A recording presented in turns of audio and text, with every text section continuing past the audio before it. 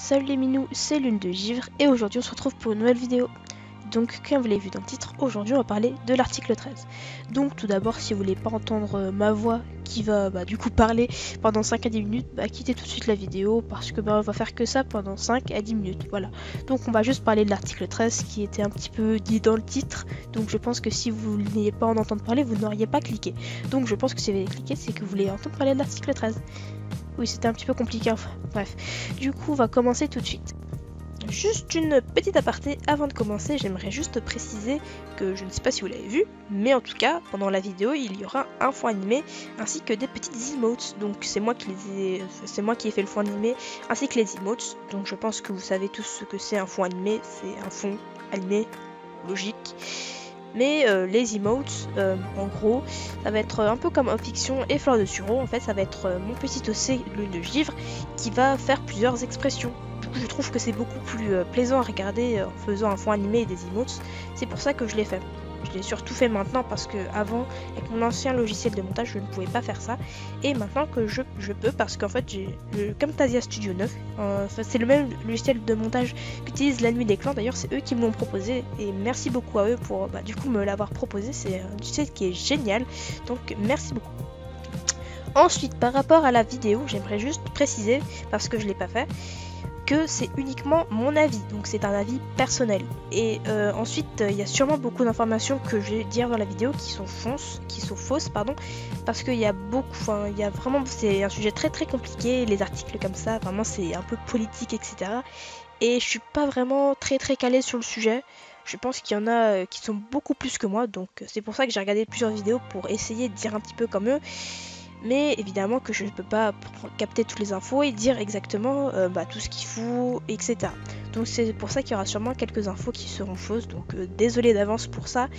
Et encore une fois, c'est seulement mon avis, donc si vous n'avez pas le même avis que moi, ce que je respecte totalement, n'hésitez pas à le dire dans les commentaires, comme ça on pourra en discuter ensemble et se faire un petit débat, ce serait plutôt sympa.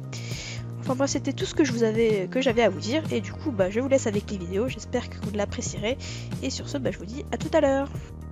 Donc je pense que vous avez tous vu, en ce moment ça a fait très polémique l'article 13. Du coup j'ai tout vous expliqué, qu'est-ce que l'article 13, quelles sont les conséquences, qu'est-ce que ça va faire sur YouTube, sur internet, etc. Donc j'ai tout vous expliqué et je vais dire un petit peu ce que j'en pense, mon avis, quelles ont été un petit peu les étapes de mon avis, parce que mon avis c'est un petit peu construit en plusieurs étapes. Du coup j'ai tout vous expliqué, du coup ne vous inquiétez pas. Donc tout d'abord, qu'est-ce que c'est l'article 13 ? Eh bien l'article 13 c'est une directive et non une loi comme beaucoup le pensent. Et du coup ça sera appliqué à tous les pays de l'Europe. Donc les États-Unis, tous les autres pays qui ne sont pas partis de l'Europe, en fait ils ne sont pas touchés par cette loi, cette directive. Parce que la directive, ça veut dire que tous les pays de l'Europe doivent l'appliquer, alors qu'une loi c'est dans un seul pays en particulier. Donc c'est pour ça que c'est une directive. Ouais, j'ai de la culture un peu. Non en fait j'ai cherché sur Wikipédia. Oui, Wikipédia ça sert des fois. Enfin, du coup, pourquoi je pense que YouTube nous manipule ? Parce qu'en fait, je pense que vous l'avez vu, beaucoup de gens disent, même YouTube, je crois qu'ils ont fait des pubs pour ça, qui disent que si l'article 13, du coup, va passer, du coup, il est déjà passé, mais là, il est en cours d'écriture. C'est-à-dire qu'ils sont en train d'écrire exactement ce que va faire l'article 13. C'est-à-dire qu'on peut pas revenir en arrière, c'est-à-dire qu'un jour ou l'autre, il y aura forcément l'article 13 qui va être appliqué. Donc pourquoi YouTube vous manipule ? Parce que je l'ai dit juste avant, il dit que ouais, si l'article 13 passe, ce sera la fin des vidéos, nanana et nanana. Et moi personnellement, je sais pas si par exemple il y en a qui sont des chaînes YouTube parmi vous, je sais pas si vous avez reçu un mail, mais en tout cas moi YouTube m'a envoyé un mail en disant ouais Lune de Givre, faudrait que tu fasses une vidéo par rapport à l'article 13, parce que peut-être que tu pourras plus faire de vidéos plus tard, etc. Et je ne pense pas du tout ça en fait, je pense que même avec cet article 13 ça changerait rien à YouTube. Parce que c'est déjà le cas en fait, tout ce que dit l'article 13 c'est déjà le cas. Parce que l'article 13 dit qu'on n'aura pas le droit de poster sur YouTube, c'est ce qui nous appartient pas de droit. Donc les musiques, les dessins, les vidéos, tout ça on n'aura pas le droit de poster si ça nous appartient pas. Mais en fait c'est déjà le cas. Par exemple, je vais prendre l'exemple de la map de Kaira, du coup une map sur pelage de granit. Elle a utilisé une musique qui est Monster de Star 7 il me semble. Et du coup cette musique ne lui appartient pas forcément, et du coup bah sa vidéo va être démonétisée, c'est-à-dire qu'elle va pas gagner, elle va gagner aucun sou grâce à cette vidéo. Mais de base elle ne gagne pas de sous parce que je crois que sur YouTube pour mettre des vidéos et du coup gagner de l'argent, il faut avoir je crois 1000 abonnés et il faut avoir je crois 12 heures de visionnage par an sur sa chaîne. Il me semble que c'est ça, et une fois que tu as ces critères là remplis, tu peux mettre des pubs et ainsi gagner de l'argent.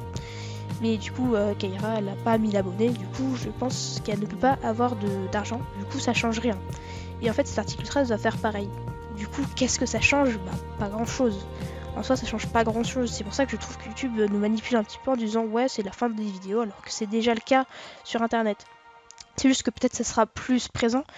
Et du coup, bah peut-être que parce que des fois, l'algorithme, l'algorithme c'est ce qui traite les vidéos. Du coup, si vous voulez mettre une vidéo en ligne, si vous l'avez déjà fait, vous voyez qu'il y a un petit truc quand vous la mettez en ligne, il y a écrit traitement, etc. Donc le traitement, en fait, c'est l'algorithme de YouTube qui analyse votre vidéo pour savoir s'il y a des droits qui ne vous appartiennent pas et si du coup vous pouvez vous monétiser votre vidéo ou pas. Et du coup ça marche comme ça, et en fait si cet article 13 passe, YouTube va devoir faire tout un nouvel algorithme pour répondre aux critères de cet article 13. Et c'est pour ça que YouTube vous dit ouais c'est la fin des vidéos, parce que si vous croyez ça, et ben en fait vous allez dire ah ouais c'est chaud, faut pas que cet article 13 passe en fait. Et c'est en fait justement ce que veut YouTube, parce que comme je l'ai dit, cet article 13 ne va presque rien changer, ça va pas nous toucher nous, ça va les toucher eux parce qu'ils vont devoir faire un tout nouvel algorithme. Et ça va leur coûter très très cher de faire ça. C'est pour ça qu'ils se disent bah on va demander aux créateurs de faire des vidéos contre cet article 13, comme ça il n'y aura pas d'article 13. Et s'il n'y a pas d'article 13, nous on est tranquille, on paye rien, et hop voilà, la boucle est bouclée, je sais pas quoi. Et du coup bah c'est pour ça que YouTube vous manipule en fait. Ils veulent juste pas payer beaucoup d'argent pour cet article 13.